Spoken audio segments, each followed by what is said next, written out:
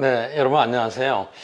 오늘 또 연세대학교 모종린 교수님을 모시고 얘기를 계속하도록 하겠습니다. 오늘은 저희가 신문 읽기 코너가 있는데 모 교수님 마침 주요 언론에 칼럼을 쓰고 계세요. 최근에 쓴 칼럼이 나 다음의 경제학. 참 제목도 재미있죠? 그런데 이 내용은 주로 모 교수님이 쓰신 인문학 경제학자인데 타이틀을 이렇게 했어요. 인문학, 라이프 스타일을 제안하다. 여기 있는 내용을 주로 많이 쓰신 것 같아서 신문 읽기, 책 소개, 그리고 저자하고 같이 얘기하는 공동의 시간을 만들어 보도록 하겠습니다. 나 다음에 경제학. 모 교수님이 그런 얘기를 많이 하셨어요. MZ, 밀레니얼이나 G세대의 가장 큰 고민은 나 다음에 개성을 추구하는 거다. 나 다음에 라이프 스타일을 만들어 간다. 기성세대 문화에서 나를 지키려고 한다. 이런 얘기를 많이 하셨는데 조금 더 부연해서 설명해 주시죠. 네.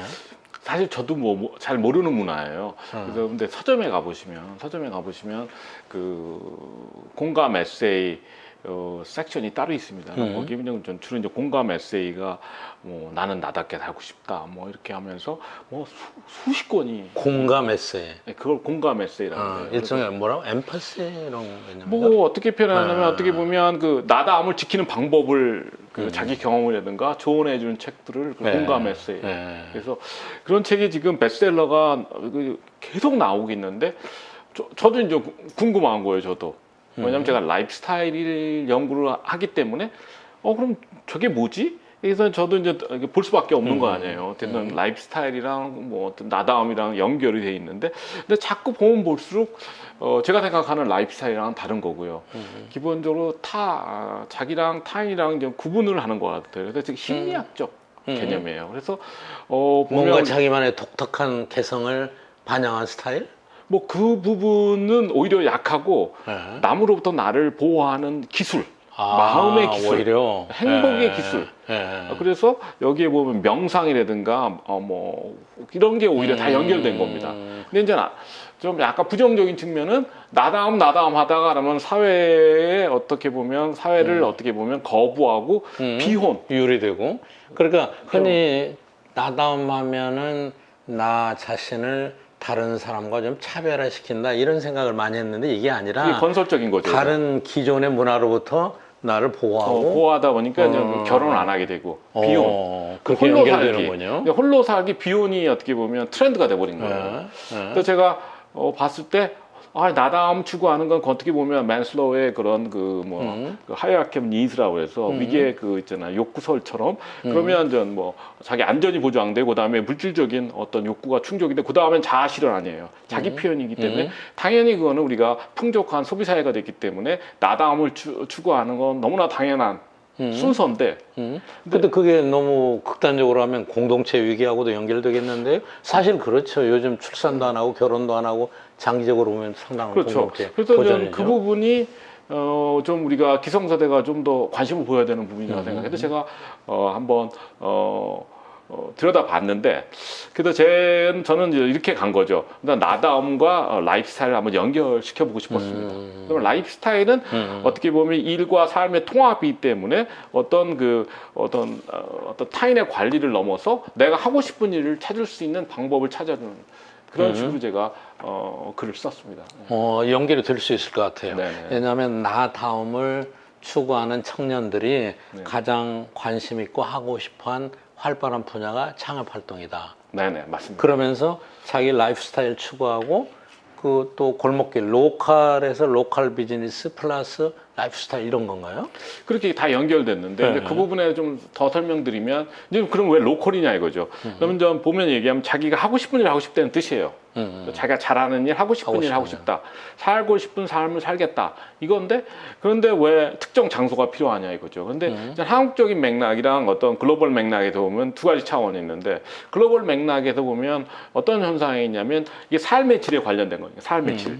그러면 나의 삶의 질을 높이기 위해서는 어떻게 보면 환경이라든가 그죠? 어떻게 보면 어떤 지옥철에서 원거리 이동, 출퇴근 이런 식으로 이런 걸 전부 이런 걸 삶의 질을 낮추는 거잖아요. 밤에 있는 삶을 살고 싶다면 그렇기 때문에 좁게 사는 거죠. 로컬로 들어와야 돼요. 생활권 자체가 좁혀져야 되는 거죠. 그리고 이제 밀레니얼이나 G세대가 환경에 대한 관심이 많고 하기 때문에 뭐 미니멀리즘 이렇게 가면서 지역 소비, 지역 생산에 관심이 많고 그러다 보니까 로컬이 어떻게 보면 적합한 장소가 됐는데 그건 글로벌 맥락이고요. 그래서 라이프스타일 추구하는 사람은 대부분 로컬 지향적입니다. 전 세계적으로. 근데 한국적 맥락에서 이게 더 심해지는 이유가 우리나라에서 어떤 그 젊은 세대가 어떻게 보면 거부감을 느끼는 기성세대라는 게 기본적으로 서울 문화잖아요. 그리고 또 서울에서 특정 지역이 중심지니까 그럼 거기서 벗어나고 싶은 거죠. 그러면 우리는 그 로컬을 뭐 시골, 변두리 이렇게 하지만 이들한테는 자유롭고 독립적인 공간인 거예요. 그러니까 어떤 주류 문화서부터 자유로운 공간. 그래서 로컬을 선호하는 겁니다. 아, 그렇군요. 근데 나다움이 일부에서는 이게 탈물질주의의 일환 아니냐 이렇게 보는 시각도 있던데 네. 또 젊은 사람들 일자리 찾는 거 보면은 탈물질주의 아닌 것 같기도 하고. 그러니까 이게 사실 거기도 양분되는 겁니다. 그래서 네. 한편으로는 뭐 오히려 그 물질주의 어떻게 안정된 일을 찾고 직장을 찾는 사람도 늘어나고 또 한편으로는 이렇게 이제 그 대안을 찾는 어떻게 보면 대안 그 문화라고 생각하셔도 돼요. 그래서 대안을 찾는 사람도 늘어나고 이렇게 양쪽으로 지금 저는 그 변하고 있다고 생각합니다. 굉장히 다양화되는 거네 일정에. 뭐 좋게 말하면 다양 어떻게 보면 양극화되는 거죠. 근데 그렇게 되면 이제 전통적인 경제학의 관점에서 볼 때는 중요한 이 충돌이 있을 것 같아요. 과연 개인의 선호와 취향을 중심으로 성공적인 비즈니스를 만들 건가? 그런 것들이 이제 성공적으로 되려면 수요도 많아지고 그렇게 생각하는 사람들이 많아야 될 건데, 그렇죠? 그러니까 뭐 그렇죠. 총장님 말씀하신 대로 이게 이제 선호가 다양해져야지 이제 그 니치 마켓이 생기고 어떻게 보면 소량 다품종 이런 그 생산이 가능해지는 거죠. 그러니까는 작은 브랜드들도 자기가 좀 어떤 공간이 생기는 건데 그러려면 사람들 선호 자체가 다양해져야 되는데 한편으로 우리가 그런 현상을 우리가 감지할 수 있지만 또 한편으로는 또 획일적으로 가는 부분이 있어갖고 우리가 이제 선진국으로 가려면 어떻게 보면 지금보다는 더 취향과 선호가 다양해져야 된다고 생각합니다. 그러면 이제 왜냐하면 이런 로컬 크리에이터를 수용하려면 예. 그러니까 지금 방금 말씀하셨는데 이런 분들 로컬 크리에이터라고 많이 하더라고요. 네네, 로컬 크리에이터라고 합니다. 그럼 하나 더 붙인다면 로컬 컬처럴 크리에이터 일종의 그런 문화를 창조해 가는 건데 네네. 그런 분들은 세계관도 좀 다를 것 같아요. 그럼요. 그러면 아까 말씀드렸듯이 어쨌든 그런 그 어떤 대기업 조직이라든가 그런 정부의 어떤 조직 안에서 어떤 그 조직 문화에 순응해 가면서 어떻게 보면 성공하는 것보다는 나는 내가 하고 싶은 일을 독립적으로 자유롭게 하고 싶다고 독립적으로 하니까. 자유롭게. 네. 네. 그리고 그게 자기한테도 중요하고 이제 세계관이 왜 들어오느냐면 나의 일이 어떤 인류나 사회 발전에 기여한다고 생각해야 되잖아요. 그러니까 그 맥락을 제가 제공해 주려고 한 거죠. 그래서 역사적으로 보면 이런 다양한 어떤 그 탈물질주의 운동을 통해서 어떻게 보면 뭐 스티브 잡스라든가 뭐 스타벅스를 창업한 뭐 나이키를 창업한 이런 창업가들이 전부 어떻게 보면 이런 탈물질주의 성향을 갖고서 새로운 산업을 개척한 거죠. 그렇군요. 네. 맞아요. 우리 지난 시간에도 언급이 됐었는데 미처 시간 때문에 설명을 못했었어요. 네네.